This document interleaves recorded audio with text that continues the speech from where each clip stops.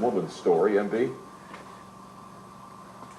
And Micah, she says that she has been waiting for these arrests for 2 long years, ever since she found out that a stolen naked photo of herself was posted on a revenge porn website.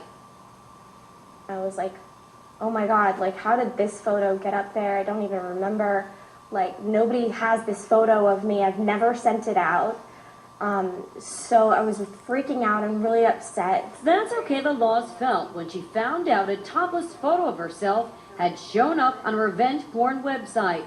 The now defunct site was run by Hunter Moore of Northern California and his alleged accomplice Charles Evans of Studio City.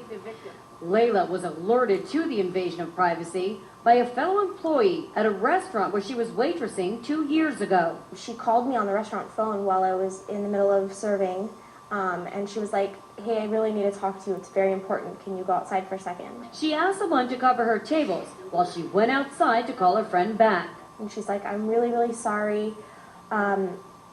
You are on this website. She says she left work in tears, unable to work. So the first thing I did was call my mom, and I was like, Mom, something happened. From there, Kayla's mother, Charlotte, who used to work as a private eye, did a lot of digging, tracked down other victims, and discovered the site wasn't just photos put on there by jilted exes.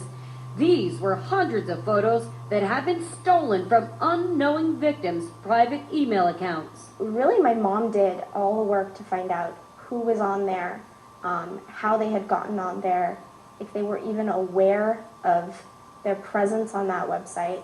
Some girls, my mom had to actually break the news to them. Prosecutors believe Moore, the operator of the revenge porn site, was paying Evans to hack into people's emails and steal their sexually explicit photos so he could post them on his site. Somehow he would take over one person's Facebook account, and then he would try to get information and get into emails of those Facebook friends of that individual. Both Moore and Evans were arraigned on 15 counts on Thursday in federal court. We caught up with Evans in downtown LA after he bailed out. Are you apologetic for what you've done? Of course. Evans didn't have much to say about Moore, whose hearing was up in Sacramento. What about the man you've been working with? No How do you feel about him? No comment.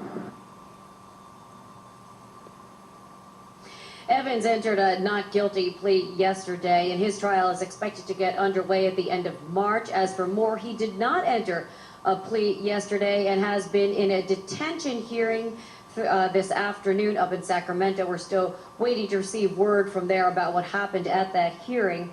And, you know, Micah, this has just been absolutely embarrassing, mortifying for all these victims. And I think the victim that we spoke with today can speak on behalf of many of them. They are just happy to see that this day is finally here. For now, reporting live in Woodland Hills, Mary Beth McDade. We'll send it back to you in the studio. MB, obviously Layla had a long time to think about what happened. Did she say anything to you about what she wants to see happen to these two men who allegedly did this to her and frankly to hundreds of other women?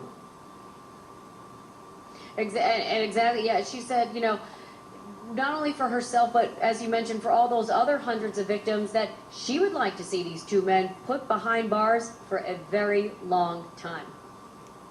Mary Beth McDade live in Woodland Hills.